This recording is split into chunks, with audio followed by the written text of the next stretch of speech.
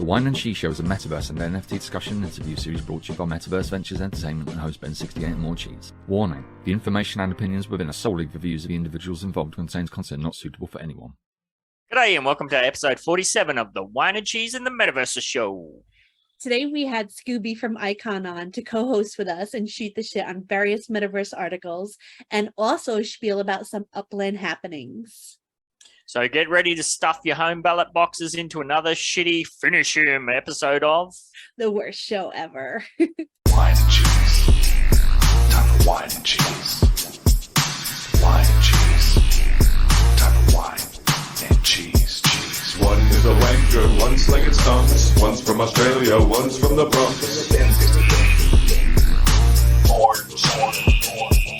Talking about the Metaverse and NFTs. Interviewing all the real crypto G's.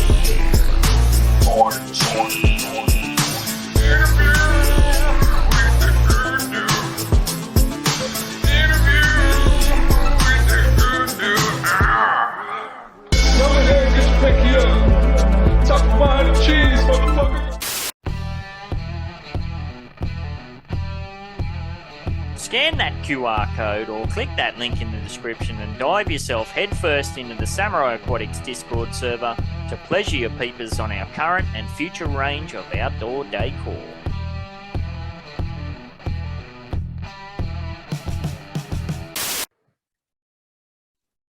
Hello, welcome to Whine and Cheese and the Metaverses show.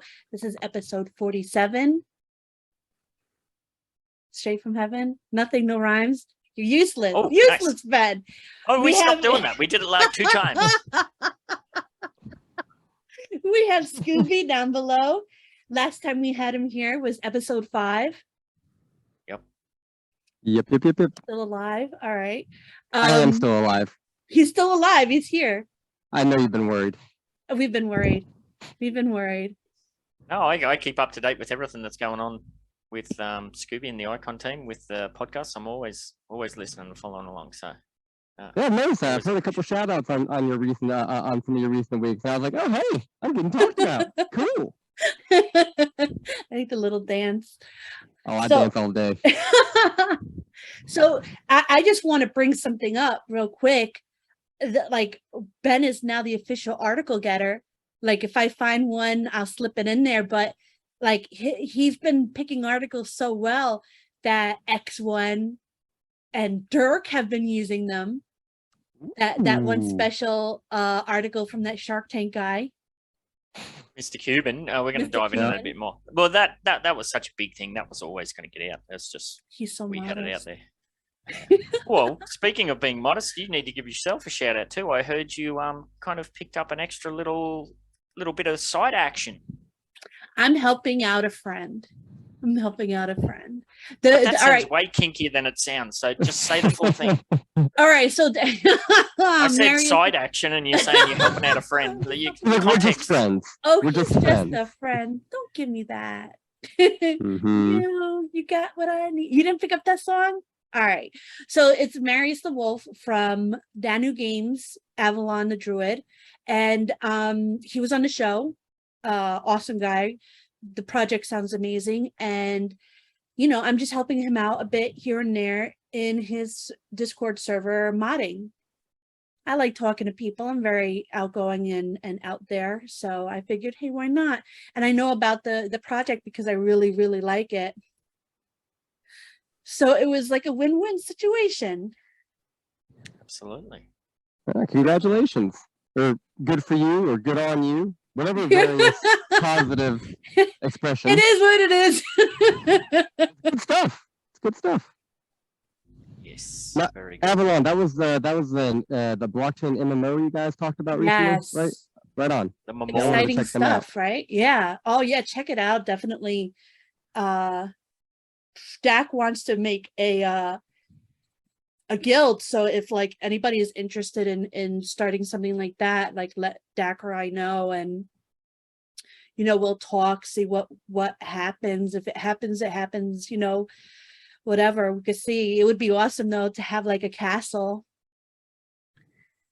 Castles are always good. Castles You are gotta, always- you gotta have a moat. They only work with a moat. moats and dragons and Well, if stuff. you can get a dragon, I mean, come on, that's a no-brainer. Absolutely. We should give a bit of heads up about a few things. If you can see my lighting's kicking in and out, it's because I'm actually we're recording in my daytime for once, which is nice. So normally we record like 5 hours earlier, but the way it kind of worked out with Skoobie, we kind of moved it way forward. So, and that's maybe Scoobs, you can give the heads up about what's going on with your mega face shield. Yes. Yeah, for the same reason why he's different is why I'm too. My kid just went to sleep, and we got this. It's a mask that like dampens your voice so that you don't wake up people when they're right next to you. And this is my first time actually trying it out. I guess I'm coming through clear enough, but yeah, that's why I look and sound like I'm a Mortal Kombat character in an airplane bathroom. Get over here. It achieves its purpose. Absolutely. It looks pretty cool too. Like, I like it. I'm really digging it. Green's my favorite color, so like right there. I got to choose the color.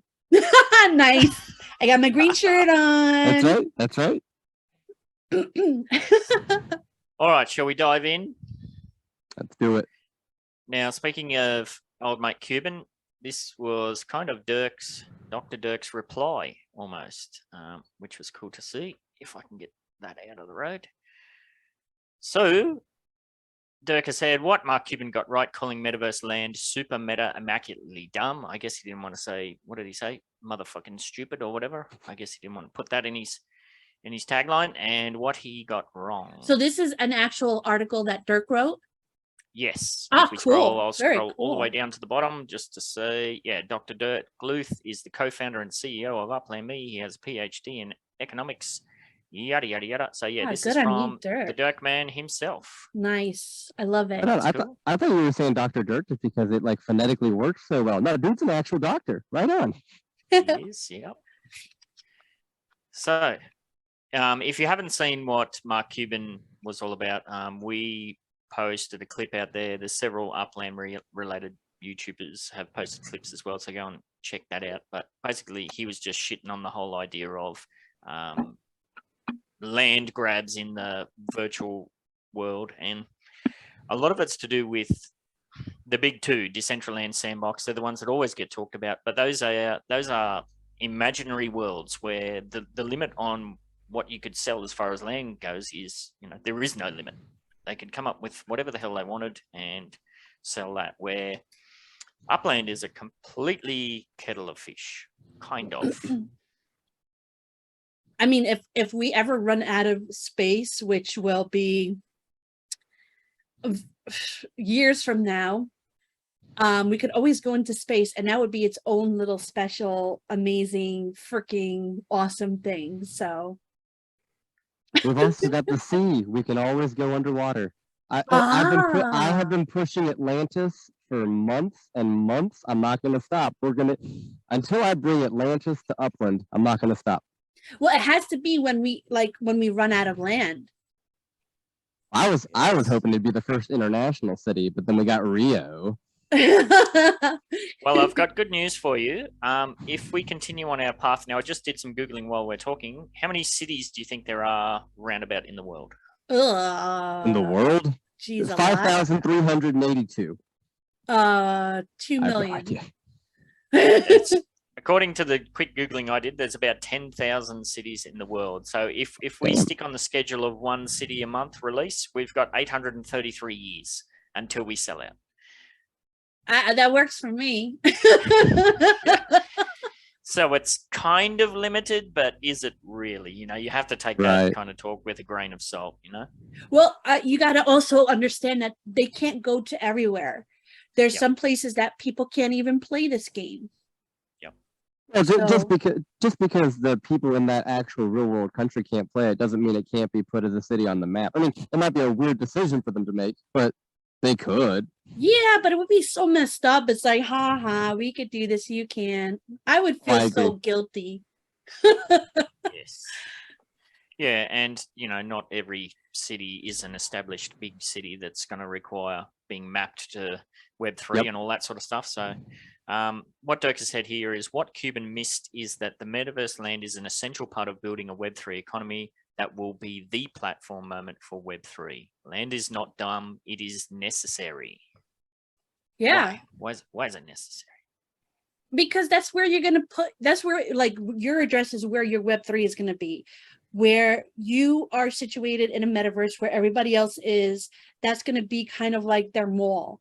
And just like all these Web3 stuff that's going around, like TML's working on stuff, other people have stuff coming out. You're going to want to kind of have a foundation for it. It's also the properties, the land, whatever word you want to use for whichever metaverse, they themselves are the platform. It's like if the metaverse or Web3, if that's the internet, then the land is the website or the web server that the user is interacting with. That's how I see it. Yeah, and we're setting up to start our own, what they say here is a UGC, user generated content store with the outdoor decor. Now at present, we need land for the factory, where eventually we're going to need land for the showroom, and eventually we're going to need land for the warehouses. We're going to need land for the transportation vehicles. So it's all land based, land. So. Yes, and I like how he's taken a moment here to plug his book. Have you read that yet, Cheese? You've got it. I have it, but I just got it for the autograph. Nice. Yes, and so said differently, he said here, like in the real world, without land, value creation is hard or even impossible because goods need to be produced and placed somewhere. I mean, yeah, sure, you can walk around the streets collecting cans off the side of the road, but if you want to recycle those, you still have to go somewhere to exchange those goods. And that, you're not recycling unless you're meeting with some middleman distributor behind the back of the bus stop. There's some physical property where that transaction is going to take place. So I know you looked cringy there when I said back of the bus stop, Cheese. What's going on? Right? So we in Web3 must admit that Cuban skepticism of metaverse land is justified given the economics of many projects out there. Yeah, so what he's talking about there is like Sandbox, Decentraland. They have tokens tied to the crypto markets. You could spend 20 grand buying, or even way upwards of that, buying a plot of land. What do we always say, next to Snoop Dogg or something? But then the crypto economy tanks, and then suddenly that's, again, it's one of those things where if you hold, you haven't really lost any value. It's perceived value that you've lost, but it's that roller coaster that you have to ride of emotions. So yeah. And we don't have that issue in Upland, which I can't. It's a source of constant frustration for myself, Cheese. What about you, Scoob? That Upland's never in the conversation with these other big projects, and yet our user base is so much more active and established. I know it's definitely more active and established. We may not have the millions and millions numbers of active players a month, but then again, that is partially because Upland does it does what it can to stop multi-accounting. The idea is that we only have one person per account, so we're not necessarily going for the biggest numbers. And I was listening to the most recent Upix podcast, and they touched on something that I completely agreed with about community. Even in his original negative, opinions about metaverses and the land, Cuban's big thing was that if that's ever going to work, it's only going to work if you build a community around it. And I'm looking at Upland like, yes. Well, we've especially yourself with the iCON group, and Cheese and myself with the UDU. It's the community came before any of this Web 3.0 talk. Like, we had the very basics, and we built the community long before this ever became a thing. So. Oh yeah, no, I talk to people all the time because they're talking about, well, what are your plans, or what's the long-term idea, or what are you gonna do? And I gotta explain to them just how speculative everything is. We've been planning for things for well over a year, things that we still frankly don't have all that much information about, and you just got to be prepared to pivot, because however it ends up coming, it's what we are going to do with it. That's where that layer 2 is going to come into play. That's where the businesses come into play. Having a plan is important, but so is being flexible about it. Yeah. And that's where the community comes in. You have people that can give and take where they need to. Absolutely. Yeah. We just, as an example of that, we just got some news about outdoor decor late last night. And I was like, hang on a minute, what? So you got to be up on your feet, and you're changing directions. You're not starting on a new track and, starting from scratch all the time.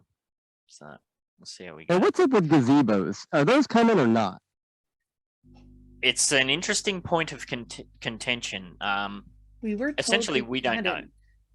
We were Sorry, told Chase? we were told we couldn't, but now we're not so sure. I very I early know on one. in the process, I sent an image of a gazebo with an attached kind of barbecue area, and I said, "Is this something where we can produce?" And we were told no, because a gazebo is something that is constructed and it's fixed. It cannot be moved. And yet, from what I have seen from some other people, they have submitted gazebos, and that's all been approved. So we got no idea.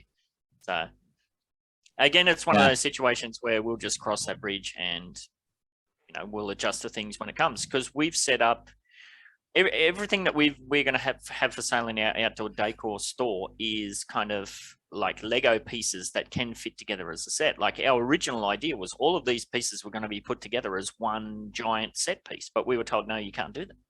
So, by the way, I looked through your showroom there. I'm particularly interested in the umbrella table patio thing. I'm looking at that. Have you seen the top of it? I mean, I wasn't specifically looking at the top. You mean the umbrella part? Yeah. there's a giant big dragon on there that Cheese has arted. Well, I'm gonna now. I don't think you can. I think you could only see the sides, so it's like a big secret. But oh Well, my the secret's god! out now. You just admitted it. I will, Everybody yeah. knows. But you Catch out like of the to bag. see it. That's so I'd love funny. to see it. Cheese, can you see if you can find? Sure. Can you see if you can find DTEX PHP3 thing, or whatever they're called, that link? I thing love that the way can you check say it out? the letter H. H. You say All right. H. Yes. So yeah, getting back to the old Cubo and Dirk's response, yeah, it is all about community, and Mark Cuban made that exceptionally clear in, like, when he was talking about his concerns. And I think, like, Decentraland and Sandbox, they have very, very tiny daily active users or monthly active users. It's in the low thousands or something like that, where Upland's in the hundreds of thousands. So Have you ever tried to use Decentraland, like actually play it? Funnily enough, like, we've touched on things related to Decentraland a couple of times. Like, they opened a sex store in there, and there was a few other things. So I had to, because I wanted to get a good screenshot for the thumbnail. So I actually signed up and created an avatar and went in there. It's pretty cool. I liked it. It was a bit janky, but my laptop is very old, so I wouldn't put much value in that. But yeah, it was pretty fun. Yeah, every time I've spent any time in there, it's kind of cool for about 5 minutes, and then I kind of find myself being like, I don't know what to do. Yeah, absolutely. Well, I guess that could be said too for Upland. Like, it's always hard for us, because we've been playing for so long. We have evolved with the game, so we know what all these things are. Imagine being a new player now, coming in from scratch, and you've got legits and block explorers and international cities now and international transport. Like, it's a lot to get, like, up to speed with when you're onboarding. And the onboarding systems they have in place is, well, let's be honest, pretty woeful. If there was no active community in the Discord, it would, gosh. And maybe that's what the difference is. Going back to this idea of community, I've gone into Decentraland a few times, but I don't even know if they have a Discord server. I've never interacted with the community at all. Yep, absolutely. All right, Cheese, how'd you go? Did you find it? I did. I put it in chat, this chat. So what do you think, Cheese, about the whole community aspect of it? Of Upland? Where, like, the disconnect, like, why isn't, like, Upland is such a community focused, like, platform, and yet it's never on the radar in any of these articles. I feel like it's bittersweet. I agree with Skoobie in a sense where our numbers are nowhere near theirs, so it's not really taken as seriously. Are they? They are. They're way ahead. Like, the Upland monthly active users is in the hundreds of thousands. Decentraland and Sandbox is in the 3,000-4,000. See, I didn't realize well- that Decentraland and Sandbox were that low. Yeah, me neither. Yeah. I think the UpX podcast, or there was something I watched recently, or it might have been Loyal Doyle or somebody. They were going over the numbers, and it's woeful in comparison. Like we're 10x whatever they were. That's crazy. Huh. Yeah, I just assumed that they would be higher. Yeah, come to think of it, I think it was Loyal Doyle's one of his latest videos, where it might have been the Mark Cuban one that he put out there. So get over and check that one out. Now that I know that, I have no idea to answer your question from a little while ago about why is Upland not being mentioned alongside these whenever the big articles are talking about them. I now don't know. Maybe it's because we don't have a Snoop Dogg. I mean, we have the NFLPA and we got some Portuguese people, but like I guess we don't have that big, Snoop Dogg, Vin Diesel level We need celebrity. Elon Musk. We need Elon. I don't know if we need anybody quite that polarizing. It might be the case where it's a blessing and a curse of not having a cryptocurrency that's in the market associated with it. So we don't get that big FOMO spike or things like that. So yeah, we also don't have the ridiculous bloody cuts that have been happening everywhere else either. Absolutely. All right, now Cheese has got this up and ready, so we'll get this into your eyeballs, Scoobs. So this is what you would have seen. You would have seen. Yeah, no, I was actually waiting for a break. I looked at it on my side. That is cool as hell. That is an amazing dragon. Thank Yes. you. And like that, those colors are the same colors that are in the I was going to try and zoom Samurai in. Aquatics logo. And if Bit you like zoom the Oh, right right in, on. blue it's- waves, the helmet. I don't know why you put it down, but yeah, if you all zoom those right in, pixels.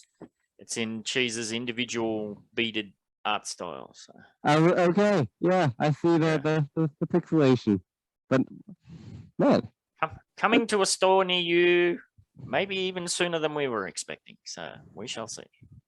I can't wait. is that advertisement y'all were talking about? Is that out yet?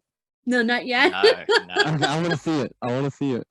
Actually, that's something we need to get sorted out ASAP. Cheese is get the Discord server version of that done.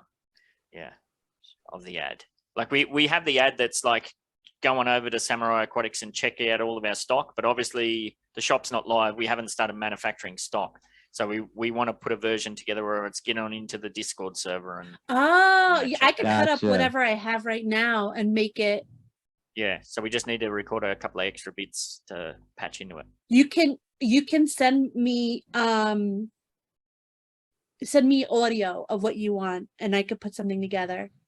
Yeah, because this is all from Cheese's twisted brain. This all came out of. So I I was wanted it to be greasy. I was her faithful puppet. Yes. All right, we'll move on. The next article I've got up is also Upland related, if I can find that one. So this is good to see. This one is a very recent one, August 19th, which is yesterday my time. So Upland expands internationally with a sellout in Rio de Janeiro. So, and this is on cryptodaily.co.uk. So we are maybe starting to see the very beginnings of some tractions, shall we say? Yeah, and that Bitcoin .com thing that we went over last week, like that was Yes. something really cool and new to market. Okay. Yes, here we go. Look, 280,000 unique landowners, 3 million NFTs sold. I thought it was pretty funny. There was one NFT project out there that was spruiking that they'd smashed all the numbers as far as NFTs minted a second, and then everyone from Upland was tweet bombing them like, you guys aren't even close. Well, we something like 30 per second or something in one of those recent ones, or some ridiculous number. Yeah, I mean they announced it. They it's I'm pretty sure it's in one of the announcements on Upland's Discord server, because it was like 130 seconds or something. Like it was a lot. That was around the time we also found out that like $7 million had been like made by Uplanders in the USD program, which I hadn't really thought about it, but now that we're bringing all these things, why aren't we being talked about more? Yes. So this is a good article actually, because it's just a bit of an overview. It talks about the Upland economy, monopoly on the blockchain on steroids. Upland is monopoly on steroids. There you go. That's a good way to think of it. I like that. Monopoly on steroids. That tracks. Yes. Well, the what did gamified we experience. call it in our article, Ben? It was Monopoly with a twist or a flair or something. Like that. Yeah, something like Spicy that. On the Monopoly. blockchain. Yeah. So this is good. It talks Spicy about and this blockchain is- monopoly. I like that. And here we go. This is what you said there, Skoobie. To date, Uplanders have collectively earned more than 7 million in the Upland Metaverse. Now that's 7 million actual US dollars. If you wanted to talk about the US dollar equivalent of what they've earned in UpX, which is the native currency, that would be astronomically more. I know my count alone, I'm probably in I'd be getting close to the 100,000 US dollars earned internally, like through the UpX economy. Yeah. So I had somebody just recently, might have been on Twitter again, saying, "Oh yeah, but you've put so much money in because your account's so massive." I'm like, well, hang on a minute. No, I've been playing for over 2.5 years. The vast majority of my account is from playing the game. You know. Yeah. Let me explain to you what profit is. Yeah, exactly. Yes. So what do we got here? So yeah, it's a good overview of the journey from San Francisco to, like, San Francisco was the first city and Rio de Janeiro was the latest one. And then we've got Porto coming in a couple of days, which will be the second international. So this says here, San Francisco, the first Upland city, started in open beta for web, iOS and Android back in January 2020. It was actually before then, because I joined in January 2020. Yeah, it was. I joined in January 13th, 2020, and I specifically remember looking around the game and seeing players with net worths of 1 million UpX and 2 million UpX, and I just like, how is this possible that people have $1,000 in this game? I just don't. I remember it was on Telegram. We weren't even in Discord then. In Telegram, I was like, did I just miss out on some like massive giveaway or something? Have I missed the boat here? Am I too late to this game? So, That's a perpetual hilarious. question, isn't it? We hear it Yeah. no matter when a person's joining Upland. One of the first things we hear is, "Are they too late?" And the answer is always no. It's always no. Yeah. Absolutely not. So, yeah, Can you I thought this imagine was if back then you had been told that there would be literal UpX billionaires? Nope. Well, I've said this a few times on this show. I like whatever I started off with $200 or whatever it was with, but if you had told me that my account would one day be worth what is now essentially creeping up towards 200,000 Australian dollars equivalent, I'd say you were goddamn crazy. Mm-hmm. Like, that's getting to the point. Like, I always joke that people say, "Why aren't you selling anything for USD?" And I say, well, I don't mess with USD because of the tax implications. The only time I'll mess with it is if I get to the point where I can cash part of my portfolio out and pay off the in real life mortgage. That's quickly becoming a reality. I said the exact same thing. No, I mean, I don't plan on getting out, but like if I reach the point where I can pay off my mortgage, oh no, I'll jump through that hoop. Yes, absolutely. I sell some Fiat just so I can save up for like spark sales or stuff like that, or like really cheap Fiat deals, but never to take out. Yeah, it's a good plan. I just stopped selling for Fiat because all the floors are too low. I'm not willing to sell that low. Yeah, like Not it's kidding. really not the market for Yeah. that right now. I just don't understand below mint sales. Even for cash, unless you got like a surgery or something, I just don't get it. Yeah. Well, it's a tricky one. Like, I think I earn the equivalent of about 50,000 UpX per day passively. Like, I could very easily set up USD sales and just farm that, but I'm still in the massive reinvesting phase. Like, I'm not even considering a strategy like that till maybe another 2, 3, 5 years down the track. Yeah. I still feel there's just so much still to build and do, you know? So. Oh, absolutely. All of my earnings go into renting Spark. Renting Spark and giveaways. That's I don't think I've actually been like really into the like hey, let's go play the game to flip and sell and make profit. I don't think I've actually been in that part of it for months. Absolutely. So yeah, this is a very good overview article. So if you're somebody who's listening and haven't really touched into the Upland space yet, yeah, definitely check this one out, because it mentions the next city that's coming out, Porto, and how that's going to be tied up with the soccer legits, which is essentially the, I don't know, you don't sound like you mess with the legits much at all, Skoobie. I don't touch them at all, but it's basically the collector card series associated with different football teams and whatnot. Yeah, I with legits, I'm actually from a like financial perspective, I'm relatively invested in them, but it's entirely the legits platform. So like when they made that whole deal with the NFLPA and all that for the legits, and they were laying out.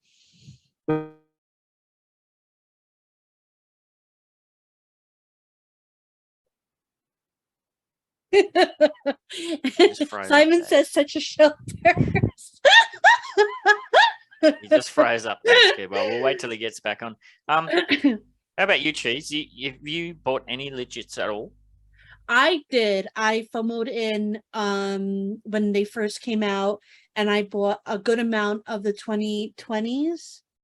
Yep. I bought a few 2021s on a whim.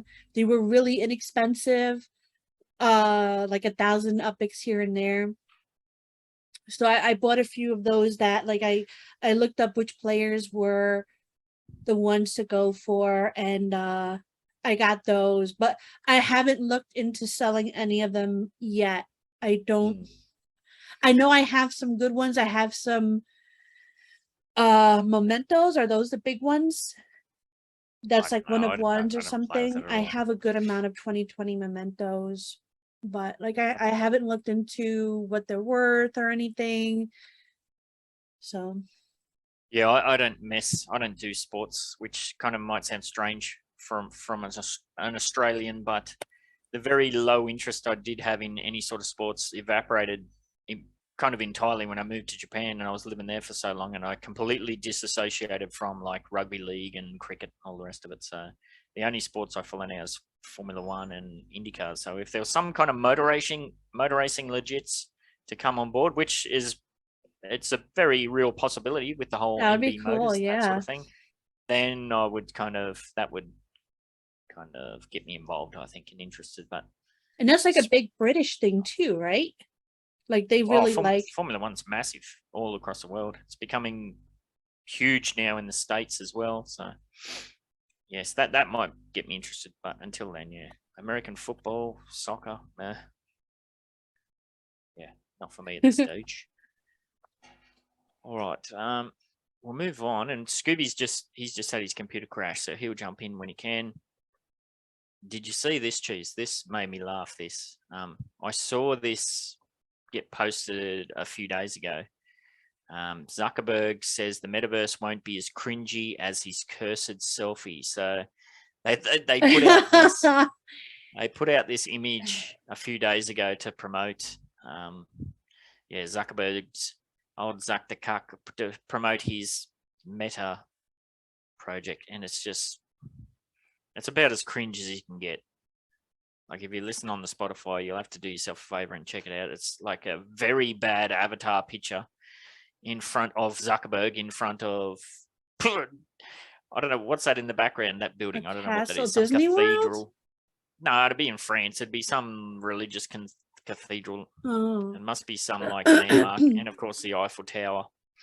Now it looks like a giant green bum in the background. What exactly is Meta? Is that like another Decentraland type thing that you could walk around in? I believe so, yeah. Well, that's the platform where people are going in and they're getting their avatars groped and all that sort of stuff. So yeah, but like, why would he want to create another Decentraland? Why wouldn't he want something different? I don't know. He's the Zuck man. Who knows what he's going on? So it says here, to mark the expansion of Meta's bland virtual reality platform, Horizon Worlds, into France and Spain. Oh, that's what it is. Yeah, that's that big cathedral in Spain. That's what that is there. Yeah, the graphic featuring the boyish CEO in front of a low-res model of the Eiffel Tower quickly struck a nerve, sparking sneers, jeers, and sighs from quippy social media users. And honestly, can you blame them? If the image offended you, and personally, I'd find that reasonable given Metaverse influence over our virtual past and present, and perhaps you can find solace in this. Mark Zuckerberg hears you, he sees you, and no, he more or less says the Metaverse won't look that whack. At least not forever. So it's a good point.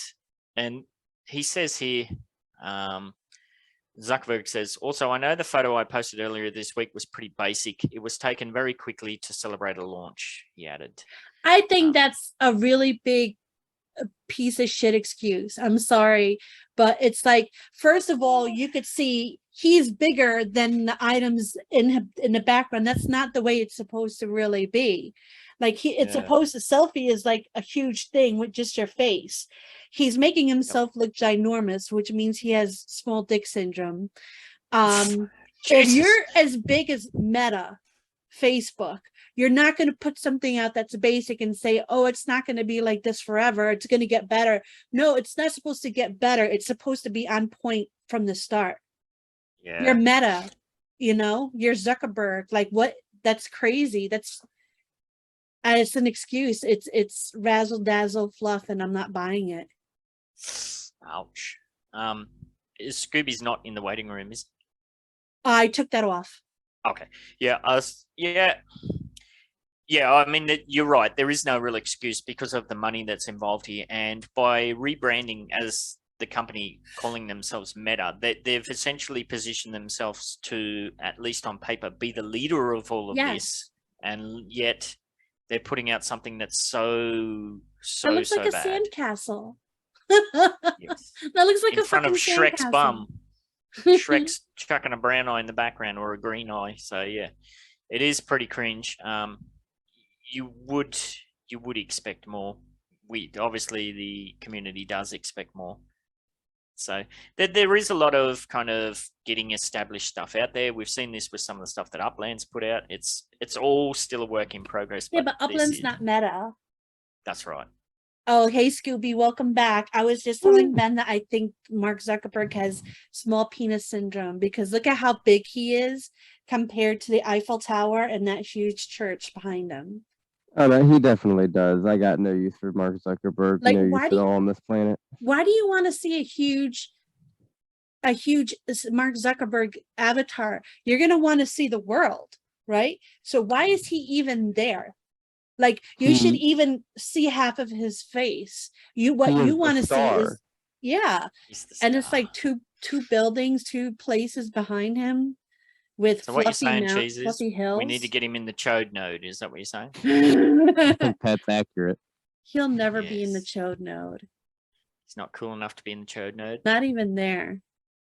Yes.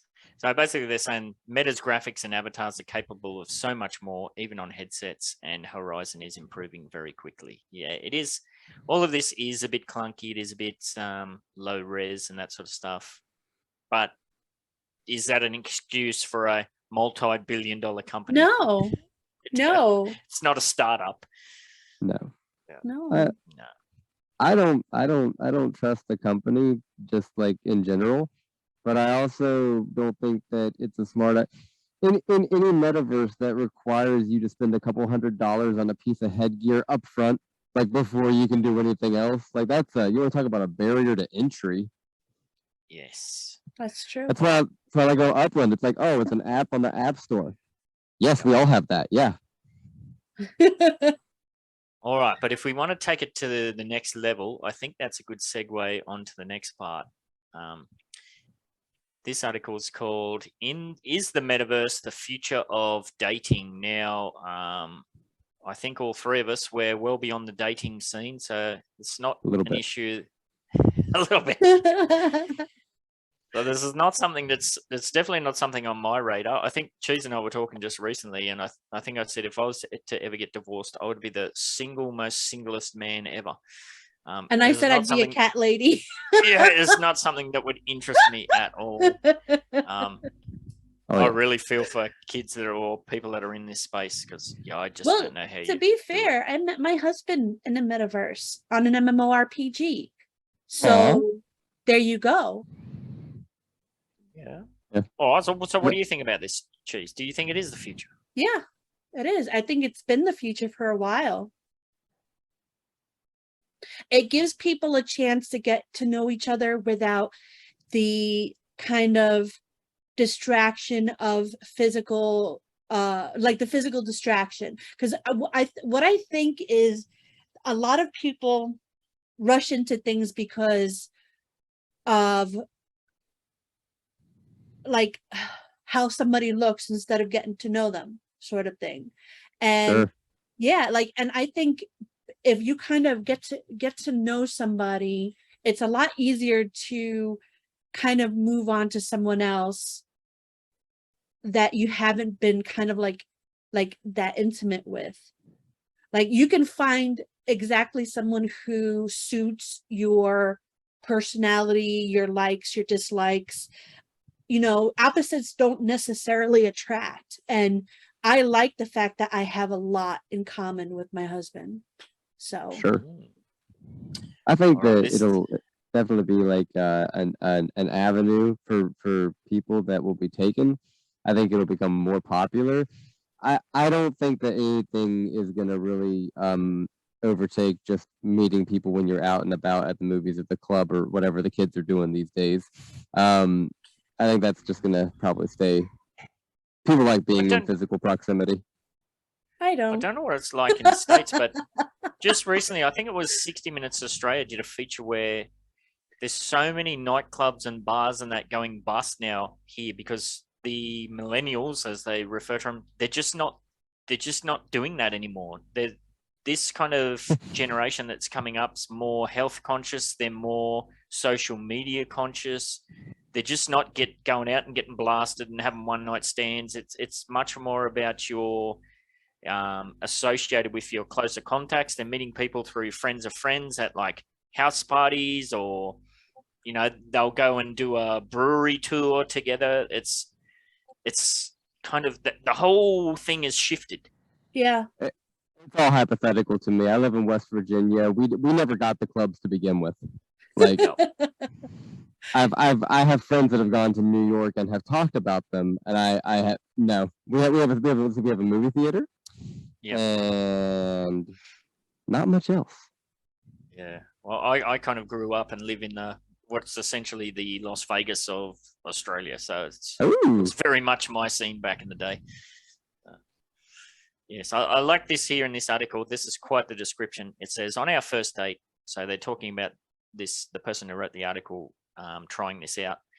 CC and I met on a floating platform suspended in the middle of a distant galaxy. As with much space travel, we experienced a few technical difficulties. CC, as they've asked to be called, is supposed to be a rabbit, but they look to me like a small animated girl in a hoodie with large cat ears and a tail. My voice is on delay that disrupts the natural flow of conversation, and for several minutes, my body, that of a lanky blonde woman in a cropped puffer jacket and leggings, crawls around in a half squat like a terrier looking for the right spot to relieve Okay, itself. this sounds like fluffy porn. This sounds like fluffy, like naughty stuff. this all happened in Mark Zuckerberg's world.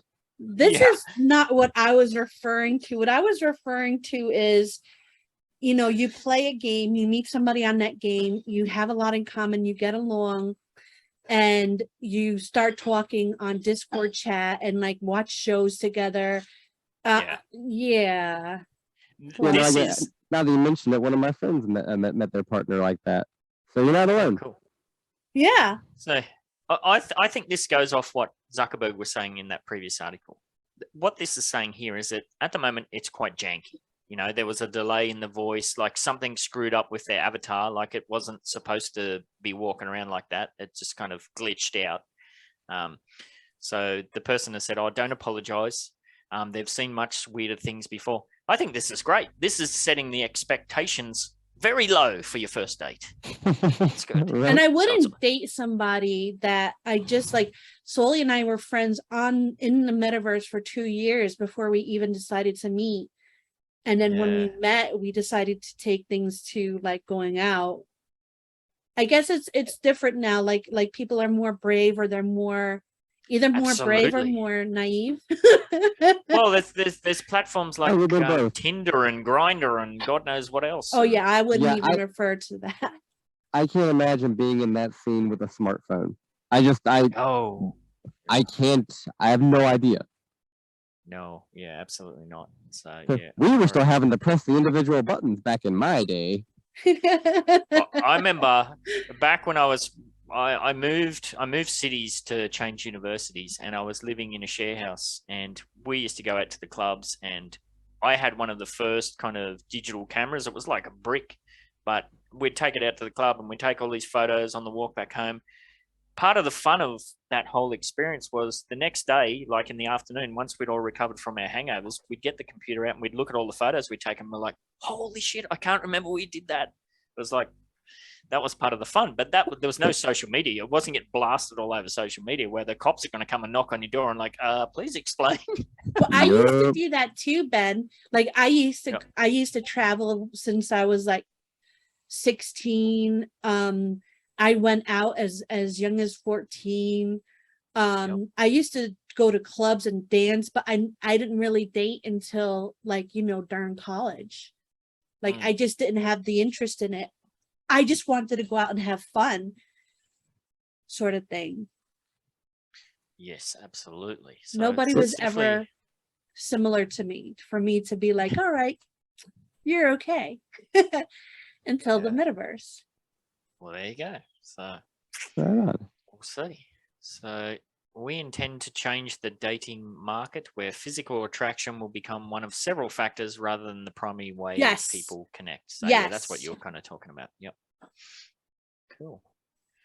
Dating is now too focused on looks, Mullen argues. With VR, humans can finally evolve beyond the superficial and instead connect with each other on a deeper level, heart to heart, spirit to spirit. And how many bloody reality shows are based on that principle alone? None. There's heaps where they have the they're conversations always- behind a screen. Oh, Yeah, I behind can the say, screen. we've got, let's say we got Love is Blind. We've Yep. got that dating one where the person, everyone's wearing cosplay makeup on like all to the Yes, nines. yeah. Yeah, Yeah, but yeah, they that's- have to marry within like a month or two, right? Oh, that's a different one. different That's a different show. one. Yeah. These are ones where it's either a guy or a girl, and there's several combinations of the opposite sex or the same sex or whatever it is, and they're only finding out who they're going to go on a date with based on the conversations they're having. They don't see the person, or if they do, I like that one that you're talking about, Skoobie. I think it's on Netflix where they wear these Right. crazy ass costumes. You have to let Yeah. me know. I want to see this. Well, I'm It's very interested. funny. What I think it was- might be a what was British show. The dating show. Oh, sorry, I'm trying to get the name of that. What was the dating show where they're all dressed up in cosplay and they don't? Yeah, it's a funny show. Beast something. Beauty or Beast? Match. Beastly Beast Beauties? I don't know. Match or something. Beast Match? Yeah. Oh, it might be Beast Match. Beast Match. What a name. Oh, it's funny. I'll definitely, you got to check that out. Jeez, it's a good Beast. laugh. I'm gonna write it down in the chat to you just so I could remember. Yes. All right. I don't think we won't touch on that too much further. But so this is all heading, we've talked about previously on the show, we've talked about working in the metaverse. This is dating in the metaverse. Well, how about this What? last one? What? Yeah. Sexy Beast? Sexy Sexy Beast. Sexy Beast. Sexy There you Beast. That sounds better. We were close. You had it with Beast. We had that. How about this last article? Tourism and the metaverse towards a widespread use of virtual travel. So That's you've- amazing. And I'll tell you're you playing why. games. Yep, go. Like I personally like to go myself to places, but people like my dad will never get into a plane.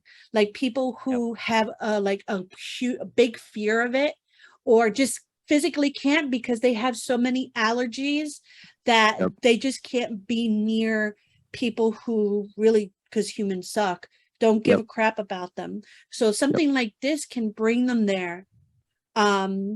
It's not going to be the same thing, of course, but it'll be the next best thing, and I'm for it.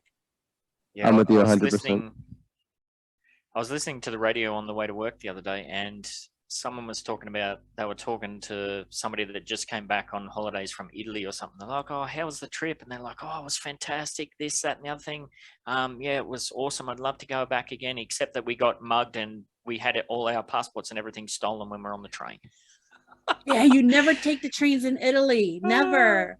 You don't Just a have to. little Everything snag. is close together. Yeah, just a little snag. We had to deal with the embassy and getting emergency passports, and that happened to my aunt. I told her don't go to the train, and she went into the train, and they're good. They're really good at it. They took her wallet. She was even trying to be careful. I'm like, shoot. Oh, the pickpockets, yeah. But Yeah. this was just a they're straight good up there. mugging, apparently, by the sound Oh, of it, really? so, They just didn't waste yeah. time. They were just like, give it to me. yes. More efficient that way. Yeah, absolutely. And when I read this article, is this Total Recall? Basically. Is this the plot of Total Recall coming to life? Well, I would love something like Total Recall. ooh, I don't I know. would False love memories it. are dangerous. Because like this is a really uncomfortable, heavy headset being put on you. You just want that big implant up your nose. Yeah, Yeah, no. I'm apprehensive of false memories. Yeah, a virtual experience could be fun, but I don't know. Yeah, Total Recall is a great movie, but man, I don't know. So it says, although tourism in the metaverse will not be able to replace outdoor experiences, it can be used to promote sites that are not easily accessible or are ignored by tourists who can discover them virtually. What's this going to do to economies that rely heavily on tourism? They're gonna have to evolve. Like basically, you're all right. So you're gonna go there. They're gonna create these tourist VR things. Like they can have real tourism, and then they could create this. Like what if, let's say for example, somebody in Dubai, they're losing money because not a lot of people are going there. There's COVID, there's one thing or another. So let's say they create this beautiful tour of their country and they put it together and it's perfect, and they're walking with you and they're talking to you. Like they can evolve in that way where they go to virtual travel tourism, and it might even be cheaper for them. Yeah, I know the Gold Coast, Australia, where I'm from, is heavily, it's a massively tourist-based economy, and it took a huge hit during COVID. So many businesses folded and that sort of thing. I just wondered, like, if, say, it's like a monument or some kind of special place. If I've already been there virtually and I've seen it, I've walked around it, I've done everything that there is to do, am I really going to be bothered to then go and do it in real life, or am I just going to check that box and move on? It depends on how good the tour was, I guess. How close you were, like how real it felt. And this is a meta venture if you think about it. This can be done right now, people. Like, and there we go. Look, there's do you want to have a meta venture, a Web3, create something like this? Where do you live? Do you live in Disney World? Are you going there? Like, all you have to do is kind of like set up a little thing and sell it as a computerized tour for someone's headset, right? It's funny you mentioned that with Disney World. They actually already kind of have something sort of like that. My daughter plays it. It's Disneyland, but it's an entirely virtual Disneyland. You set up your little person, and you go through, and it has all the people in costumes like you'd expect. There's also a whole big crowd. You can ride the rides. You can play the games. It is literally a virtual experience of Disneyland. There you go. I'm going to look for it and see if I do it right now. Oh, it's fun. It's fun. I love that. I love stuff like that. Cool. And this is the question that we just asked ourselves: can tourism and technology work together? Yeah. So yeah, it mentions that they've gone hand in hand for a long time. Like, you book everything online now. You're not on the phone and trying to haggle for prices and that. It's all online. There's so many different sites where you can get the best deals and that sort of stuff. So the metaverse is just part of this evolution of the internet. So And you know who Yeah. comes to my mind when I think about stuff like this? Metaverse or Buck, Yeah, I was going to say the same right? thing. Yep, I think he would absolutely. do extremely well in something like this. Yeah, and even potentially the real node LA, what they're trying to set up as well with Oh yeah, Elijah and that sort definitely. of stuff. So yeah, and you're right. Cheese is always banging on about this. If you're in somebody who's interested in setting up a Metaverse, don't wait for Upland Don't to wait. make that available for you. Make it happen No. yourself. Yeah. You got to If take you- these ideas and make them your own. If you wait until the function is there, then like you're too far behind. There's going to be a Yep. dozen people ahead of you. Absolutely. Because Exactly. we've all been spending a year going, hey, I wonder what if that happens? Can we get something ready for that? We can try. I mean, I suppose we still talk about cafes. I don't know what cafes are going to ever end up being, but people have been planning for them forever. Absolutely. Now here it says, in France, we find one of the most successful projects with Moyaland, a virtual tourism realm, including a tourist office, museums, an airport, and a historical center where inhabitants and tourists can move around virtually via their avatars. And then the next subheading says using the metaverse to inspire travel. So there you go. That's the other point we're touching on. There are two main trends defining the tourism experience. The first is related to the process, with the transformation of the world into knowledge. The second is about the moment, with a focus on hedonism and feelings of success. What the hell? Wow. Where did that Wow. come from? It's like out of left field. The metaverse cannot They know replace what's real. physical travel. Yes, but it can create the desire to travel. Okay. I get what they're saying. Yeah, no, I think. Oh, go ahead. Go ahead.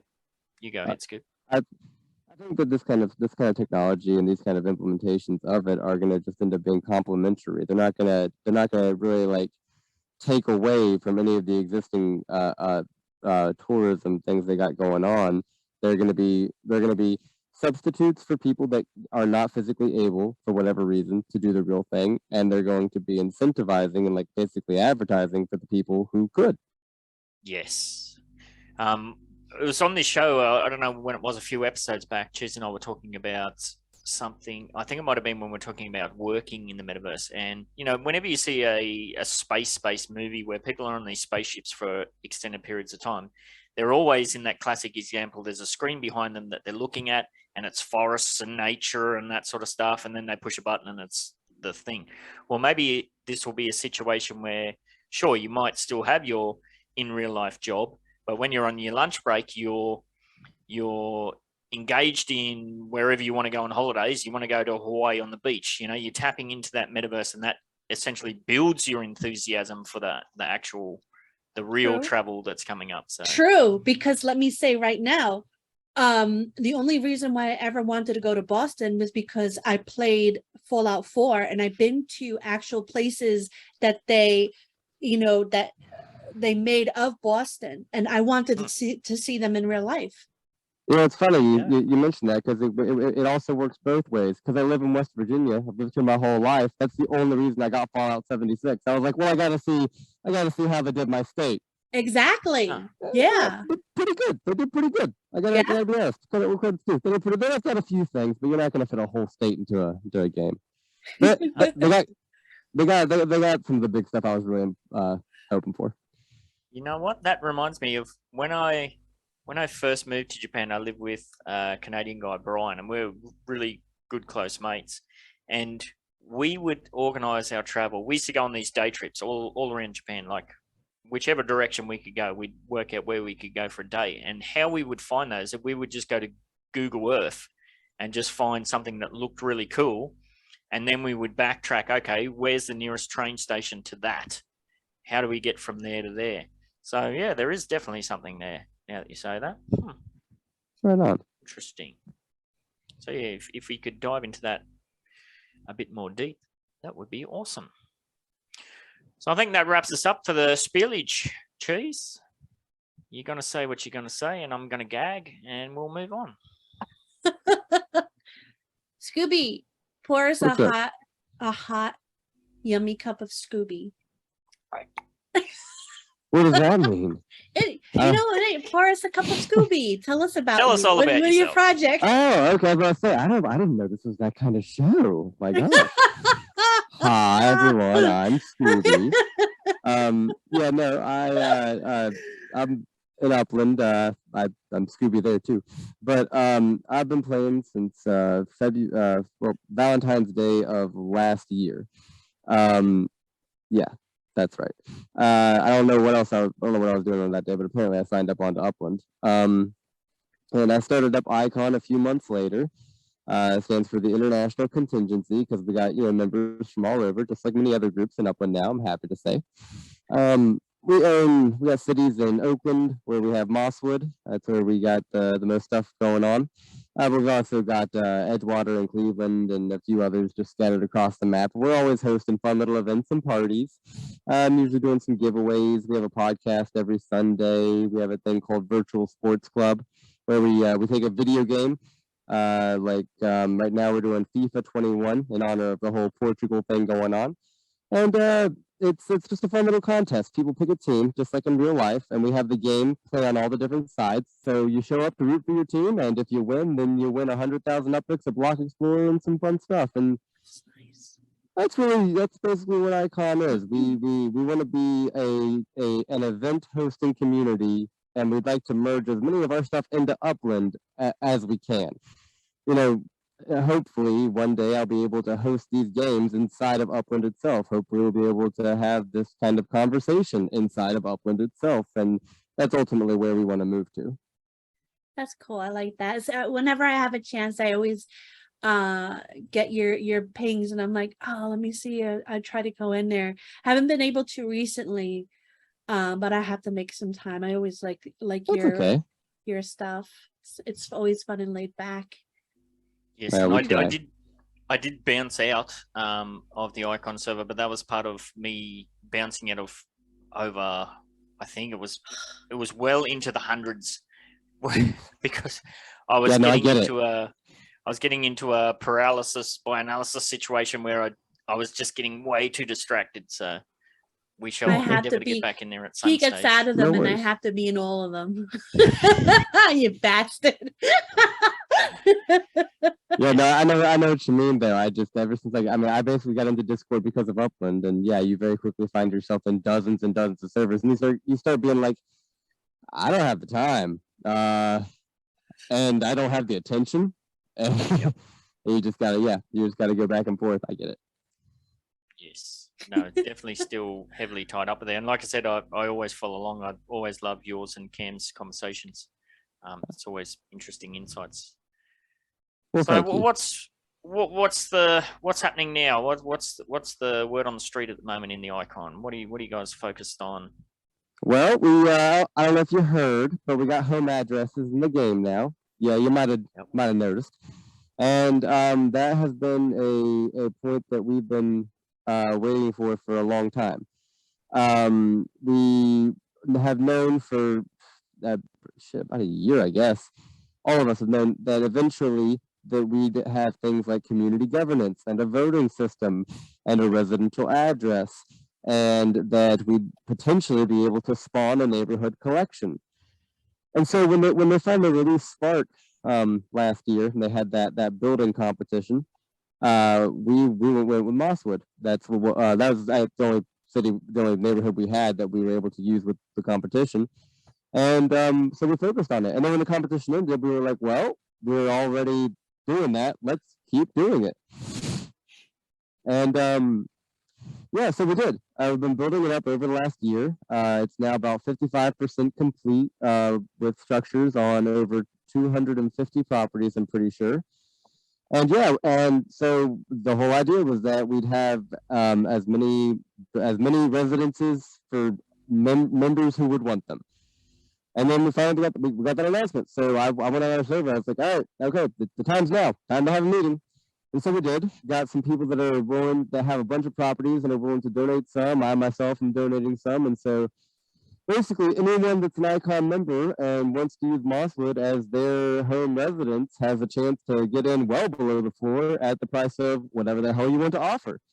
and I'll get you a property. We'll work it out. And we're on the top 20 on that leaderboard. We were number 18 earlier today. KYC is something that I don't think anybody saw coming. Did you guys see that coming as a requirement for a home address? I think No, so. but- I think so, because I knew that having a home address was going to come with the whole governance thing. And the whole governance thing was going to be what we use to vote on a lot of things going forward. Not only vote for things Upland related, but things like your node related and everything. And I think it's a great thing that it needs to be KYC, because you're making sure that, you know, nobody under the age of 18 can participate in the voting, because that would be like, they could play, but they just can't do something that they shouldn't be doing because it's against the code thing. And also you're making sure that nobody can multi-account and vote their own way. So I, for one, am in big agreement with it. Oh, to be clear, I like it. I just Yeah. wasn't expecting it. I didn't. We were talking. I was saying earlier how you plan for everything based on speculation, and you just got to be able to pivot where things change that you weren't expecting. This is one of those. This is a perfect example of what I was talking about. Yeah. I'm actually with you 100%. I like it, and from what I hear from some people, they'd like to see that actually extended to other things like Spark treasure hunting. And so I totally get that. I literally just did not expect that. So that was an extra requirement I had to put into the thing for, you know, if you're an iCON member and you want a home residence, of course, if you're going to use it as a home residence, apparently you need to be KYC. So, you know, but yeah, the only thing I don't like is that leaderboard is not per capita. It doesn't take into account the sizes of the neighborhoods themselves. And like, I mean, I love the Portage Park gang. Seriously, it's a great project that's going on. But there's 15,000 fucking properties in that neighborhood. Yeah. I mean, oh, go ahead. Oh, you go ahead, Chase. Yeah. Well, I was gonna play devil's advocate on this and say, I kind of feel like the people who have the most home addresses are the ones that are going to suffer the most.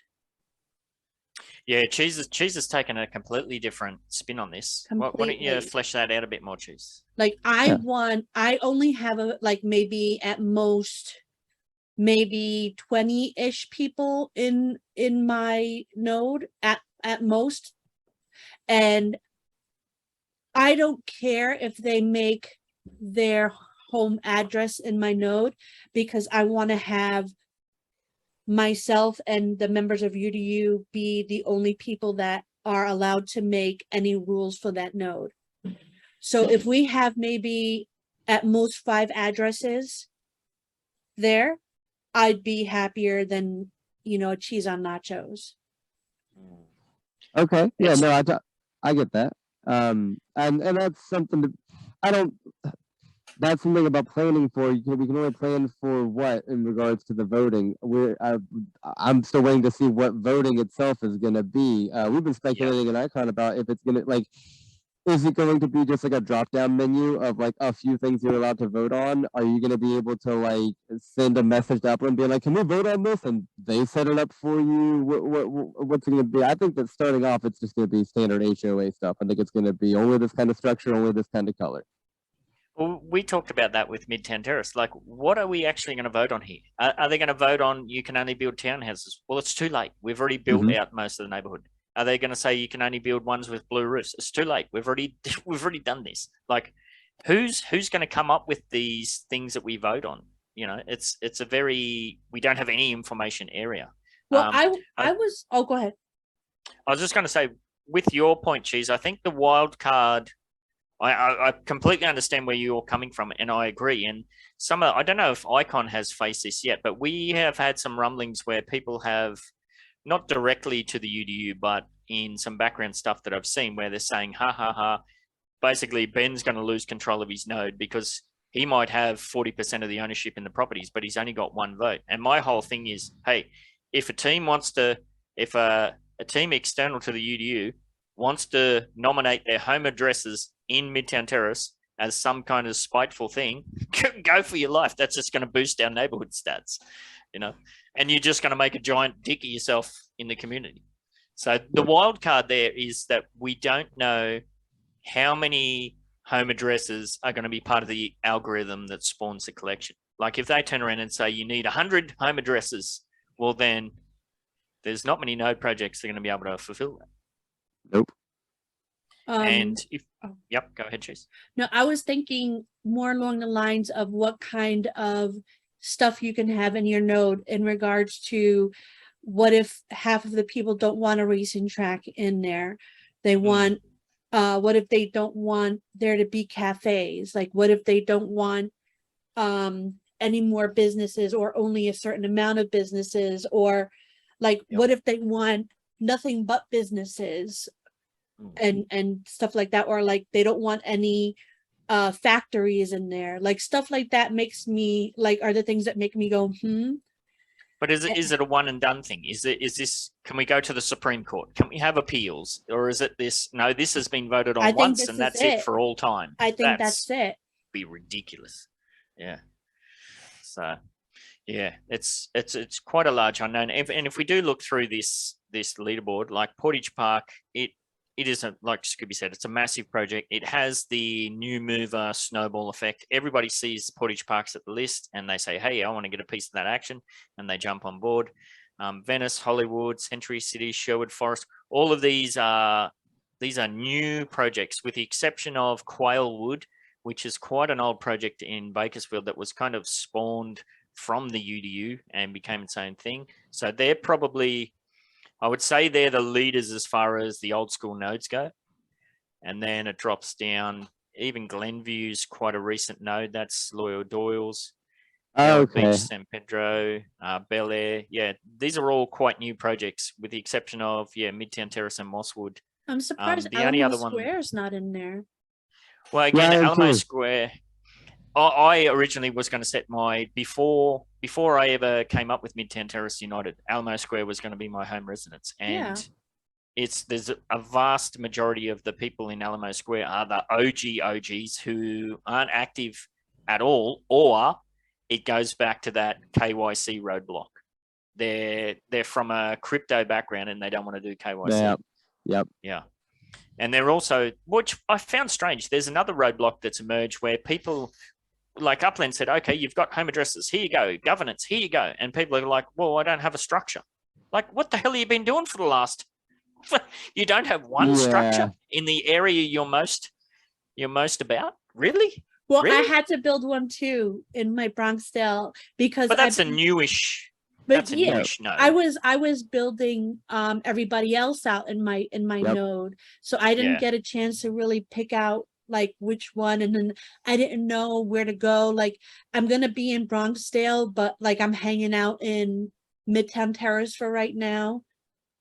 Like it's hard because like I wish we could do 2 addresses. Yeah.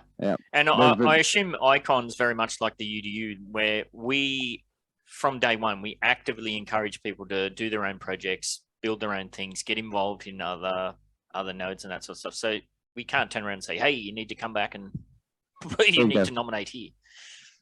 Yeah, 100%. We've from the get-go, we've been determined to be a casual group with a low barrier to entry, which is why we just say, get a property in one of our places, any of them, just any of them. Trust me, it's not that hard. And do that, and follow the 3 core values. We're fun, we're inclusive, and we're determined. And you're in. Don't sell your property. There you go. Yep. And we've even gone one step further, where we don't even need a node property to be in the UDU now. Yeah, I heard that. That's awesome. That's a great step to be able to take. We in terms of keeping the properties, we've actually we have the policy is, if you are going to sell it like outside of the group, make it worth your while. Make it either 100,000 UPIX or 15 times the mint price. Like, make it worth it. I say you could sell whatever you want. Just make sure there's a house on it. Yeah, make sure it's built. Yeah. Ooh, I like that too. That's a good one.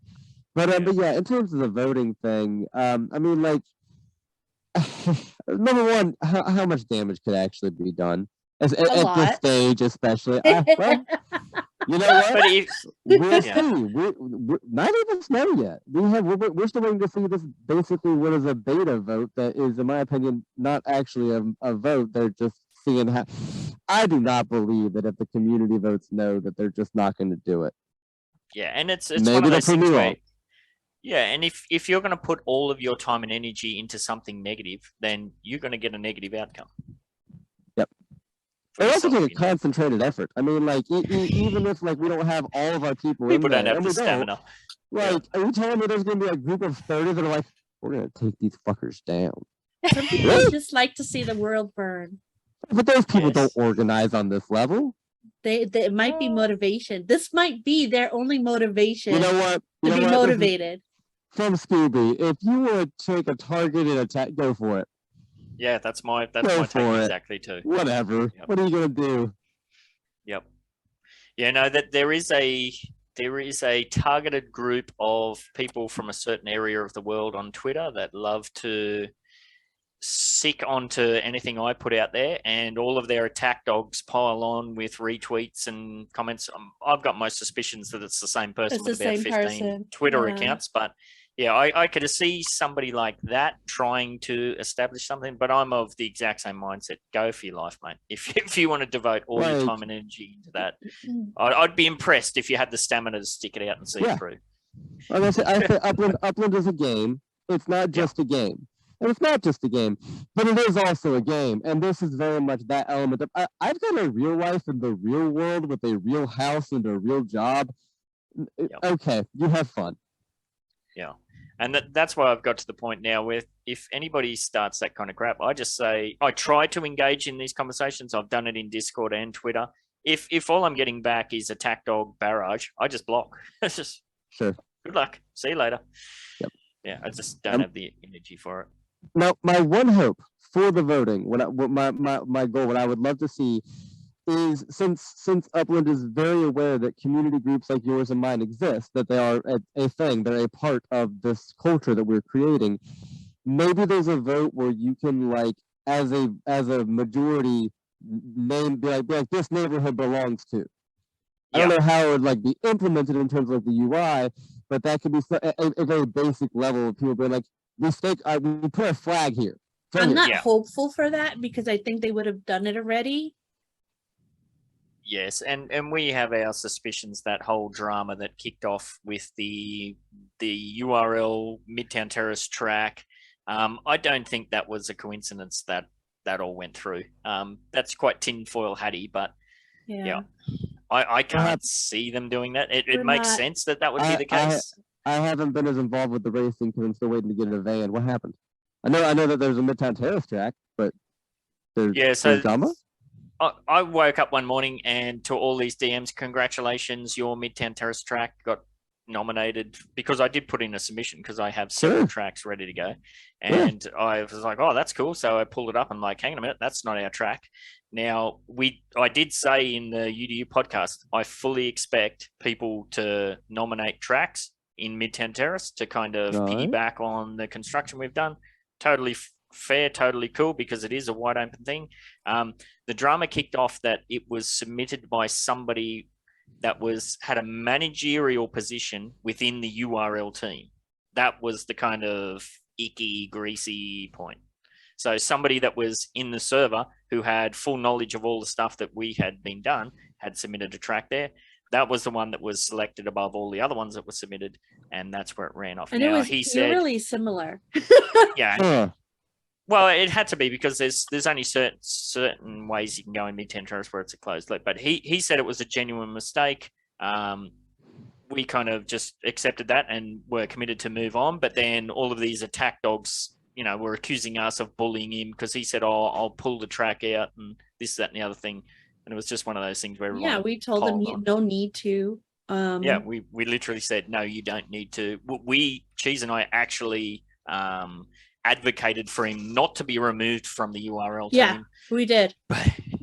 he left on his own terms. It was a whole bunch of drama associated with that. But yeah, I don't know, Cheese. What as far as voting goes in the Bronx, can you think of anything that you personally would like to have voted on? Because I, for the life of me, can't think of anything. What would I want to vote on for Midtown Terrace? I got no idea. The color, of course, I wanted it to be all gold and yes. yellow. I wanted it Yeah. to be like as big as you can. I don't want no townhouse on a huge spot. I want, like, I will eventually want a racetrack once all the outdoor decor stuff slows down and I don't have to like do as much art. I do want to try to get a racetrack going once there's more building and whatnot. I'm working on something with No Seif. I need to tap him on the shoulder again and see. It's going to be like a New York kind of thing. Right, the with boroughs. events, the borough thing. I want to put some events out, like concerts, comedy, or what have you.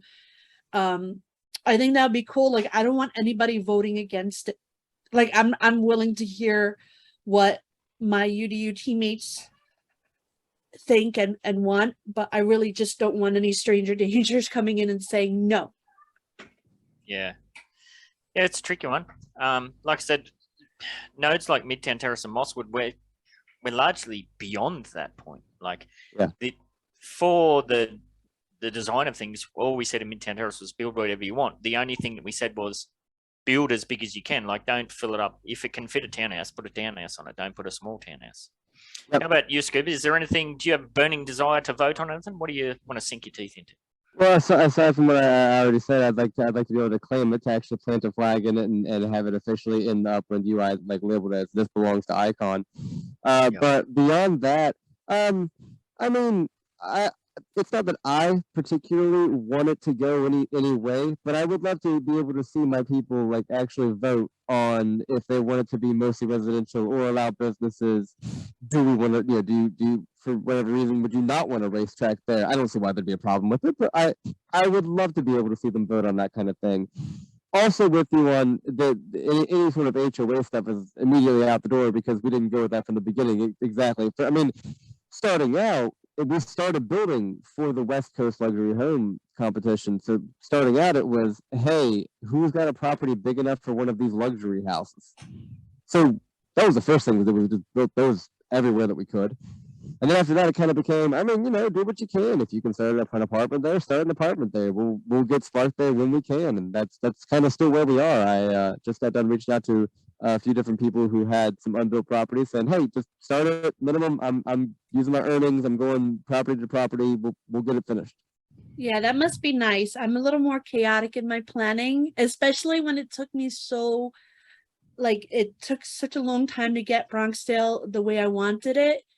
And still going in that direction. Like, I just want to have most of the say. So like I were one of the people that I had to kind of fight with to build within my node.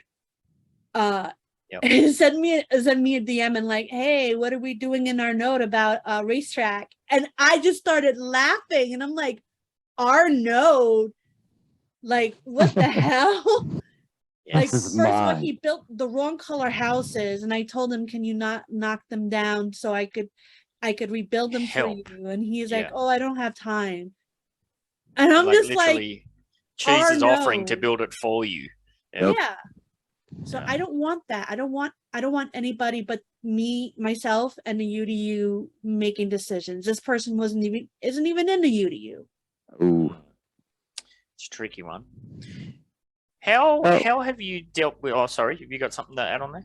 Oh, no. For what it's worth, Morecheese, I've told you before, the properties I have there, they're yours. Anything you ever want done, just let me know. I'm totally fine with you taking lead on that. I was just happy to help out.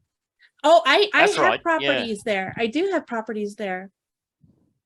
No, Skoobie's talking about, because remember, Skoobie was in for the capture. Oh, yeah. Whenever you have time to just put a skeleton up, I'll put on my spark on you. Well, that's whatever you want done. Let me know. Oh, yellow and as big as you can. Yellow and as big as I can. Yellow gold. I know some of the orangey-ish colors turn out to be a nice yellow gold, like this thing right here. Gotcha. I see it. Yep. All right. So, and just let me know. Happy Mother. I actually met him in Vegas. Such a nice guy. He looks like Charlie from Always Sunny. Gotcha. Very, very nice guy. But his wife was there, very nice lady. And he had recently purchased a property in my node, and he contacted me to right away. And he's like, hey, and it's really nice property. It's a corner right on Pelham Parkway. And he's like, I have a property in your node. What do you want me to do? And I looked at it and I'm like, put up a yellow townhouse, because that's as big as it could take. And I just put all my spark in there, and it'll be done in like 3 or 4 days. Right on. Well, yeah, I'll get in touch. Yeah, that thank you, the Bronx, that was kind of the first release where we saw this new wave of immediate sellouts, and yeah, I think we were all in there for that, to capture that node area, and we were just like, that neighborhood sold it in, it was literally 3 minutes, and we're like, what the fuck just happened? yeah. If I didn't like hire UCC to help me out, with like a lot of the FSA and other properties. Now that's commonplace, like I talked about in Rio, like I happen to be in a good spot in Copacabana with my tail, but I was jumping to the cheaper areas, and it was just like a wave of, it was just like being sold out in a wave. It was just incredible to watch, and I think Porto is going to be, I think it's going to be like that times 10. It's going to be really. I think it's fast. going to be. I'm honestly not even sure I'm going. Yeah. Yeah, I've toyed with the idea too. Like, I may only pick up 3 on the secondary just for the generic collection. I would be happy with a few. Like if I could get one, because it's like the first European Genesis city. Yeah. Has there been any? Yeah, exactly. Has there been any talk in iCON about trying to capture an international node? Oh, that's hard. Yeah, exactly. I mean, way back when, like well before Rio, we had discussed it. But then sometime around before LA, after we were the last one, probably Black Pearl in New Orleans. After that, and we were building, we had spark. We were actually able to do the thing. And so we kind of we sat down, we talked about it, and we realized, like, you know what, we're kind of good. It takes a lot of effort, a lot of energy, a lot of upics to go in and try and mint out a neighborhood. And the fact is, even if you have all those in place, succeeding is getting harder and harder with the new players rushing in. You ain't wrong. We're just like, we got enough to build. Like, we're good. That's also like the only other thing we did was for LA, because it's LA and LA is really cool. We found a block in a neighborhood of Balboa, and it was just a very nice square, and it was centered around a 500,000 up at school, which I ended up getting, and we got that square. So that's our mini hood. Yeah, well, LA was the last node we went for when we captured Century Heights, but it was since big, then, so big. Like we have to start going smaller if we want to expand. Well, it's one of those things where we've looked at the books and we've looked at all the projects we've got on the go, and I'm thinking to myself, I've still probably got a year's worth of development in Midtown Terrace. But it's not about that. It's not about that. It's not about that. It's about control. For us, for our types of groups, where a lot of these new groups are just, the race isn't to capture the properties. The race is to say in the community projects channel, this is our node. Yep. They might only own one property, but they're planting their flag on 0 foundations. We've got a Discord. This is our node. My plans are domination. Yeah. And total meta domination. Exactly. Exactly. The freaking song. So like we don't even need but like a few houses there. Like let's say 10 of us go in and we get something. We don't even have to do anything there. It's just there. And when we do need to, we could just put up a house, put up an address, and we have the only vote that even matters. That's what I want. And that's where having the number of people actually stake their residence there matters, but having control of the properties to begin with matters more. If you own 80% of a neighborhood, you can effectively ensure a majority vote with minimal effort. Yep, absolutely. But those Yeah, 20%, if They would they're have to unite. Yeah. That means that every single person that's not in your group and has a property there manages to get on the same page. That's both a lot of effort and a lot of chance. and to do it out of spite. it can happen. Yeah. It can it's- happen. Yeah, it can happen, absolutely. Yeah, anything can happen, and you know what? That's life. If it happens, it happens. And to be fair, I'll deal with that too. Yes, I want to absolutely. do nothing but good things. Like if I did I don't think I would make another node, but if someone in the UDU did and needed my help, then I would definitely go ahead and help them, knowing that they're going to do good things with that area. Like Ben is doing with his, like I'm doing with mine, you know, like Masid is doing with his, like Pot is doing with his, and etc. And you know, Yeah, we've kind of pushed back from chasing new ground unless there's somebody within the team that has a plan in place. When we're not just going to go for something for the sake of going for it. We've already done that, and there's so much work to do. And we've had new members join that, like, I'm in all these other node groups, and there's so many things to do where I've come into the UDU server and I'm like, I don't really know what to do here. And that's because we've been through all the drama. We've been through all this process. We're just sitting back and we're just doing what we're supposed to be doing, which is and I know iCON's exactly the same. It's a very long-term mindset. We say long-term, not because it's a buzzword. It's because we mean it. After a year, I think it's safe to say long-term. Yeah. Like there comes a point, and that's where what may appear to someone as a server being stagnant is really just patience. Yeah, we're not absent. We're in other servers. We see each other all the time. It doesn't have to be here. Yeah, and it's not that there's nothing for you to do for us. It's like, what can you get out of us? Because what I see UDU as basically is a network of people that you can trust because we vetted them. You know that they're not cheaters. You know that they value the game as much as we do. They're good players. They're good people. If you ever wanted to start a project, you can look to anybody within our network and be self-assured that they're gonna do a good job, you know? Yeah, and absolutely. Well, I know that extends to iCON, absolutely. And it's one of those things where you can't.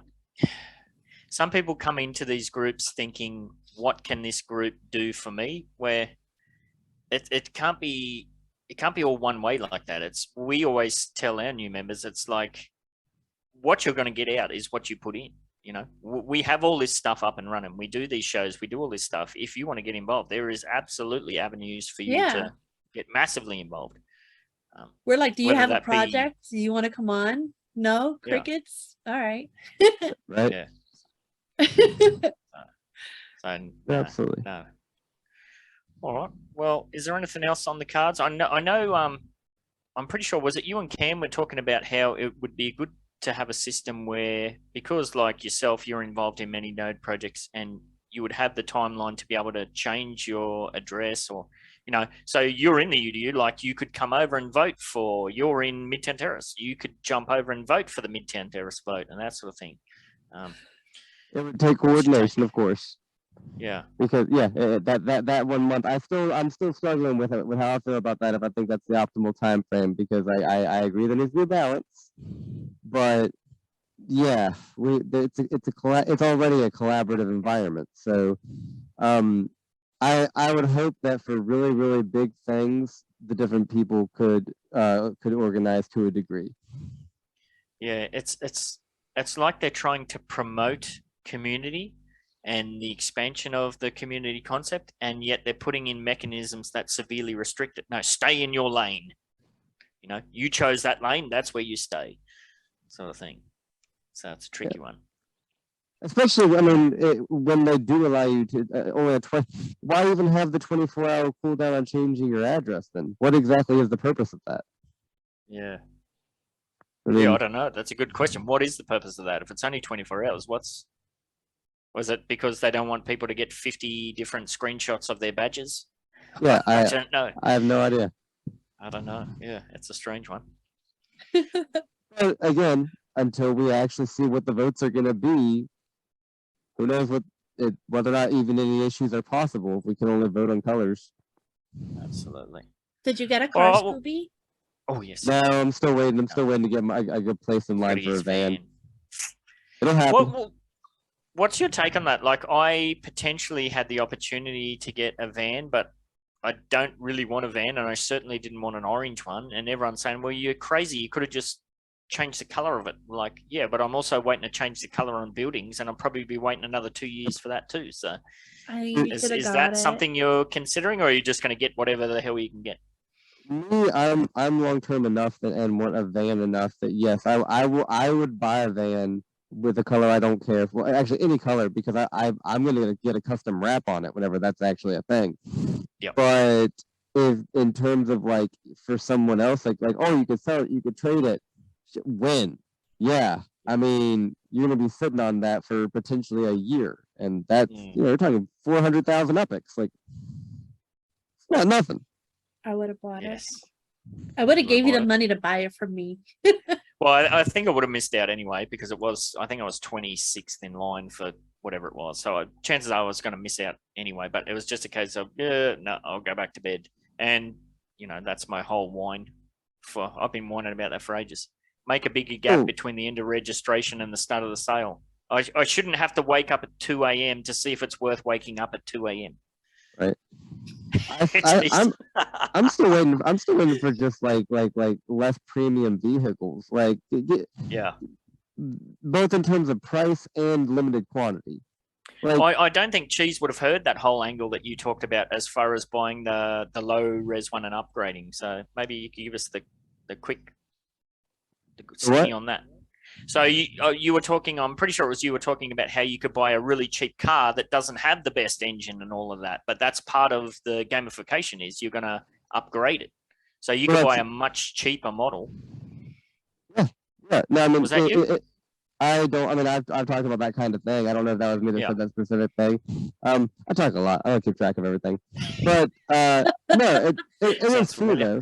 You could you don't have to have.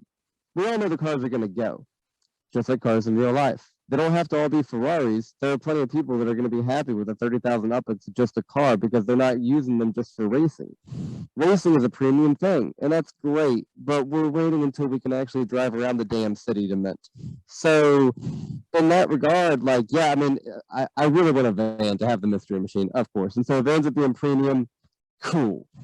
But I'm also cool just getting a 50,000 epics van that is one of 1,000. Yeah. I don't feel like the car marketing economy is appropriate. I don't know. I think they're just getting. They see that there's a huge demand, and they're getting as much as they can from this demand before they dish out the cheaper ones, if there are any. Yes. We'll see. Absolutely. All right. Well, just as we're wrapping up, is there anything in particular that you're looking forward to in the space, whether it be within Upland or beyond? I'm looking forward to Upix World for one thing. I'm just, I'm in that server too, and I'm really enjoying the role playing element of it. I'm really looking forward to what they're going to do with Layer 2, and I'm really looking forward to having that data site up again. So there's a lot going. There just happens to be a lot that one group is doing that I'm very excited about. Same. Very cool. Alrighty. Cool. I think it's that time, Chase. Hold on, let me get ready. Worst show ever. Stay fresh, cheese bags. Go ahead, get your pinky up. Talk about the cheese, motherfucker. Go ahead, get your pinky up. Go ahead, get your pinky up. Go ahead, get your pinky up. Talk about the cheese, motherfucker. Go ahead, get your pinky up. Go ahead, get your pinky up. G'day, sickos. Okay, to get your greasy little fingers on this episode's free custom Morecheese NFT, as always, like and subscribe. Then drop a comment in the YouTubers and tell us where you nominated your home residence, or if you haven't, why not? Or just tell us to mind our own fucking business. Later. Laters. fire, samurai. Riding on the dingo, flying through the sky. Cheese in the house, get off your ride. Hit you with the hairbrush, hit you with the knife. You can let fire, samurai. Riding on the dingo, flying through the sky. Hit you with the knife. Flying through the sky, you can let fire, samurai. Riding on a dingo, flying through the sky. Cheese in the house, get off the ride. Hit you with the hairbrush, hit you with the knife. You can let fire, samurai. Riding on a dingo, flying through the sky. Hit you with the knife. Flying through the sky.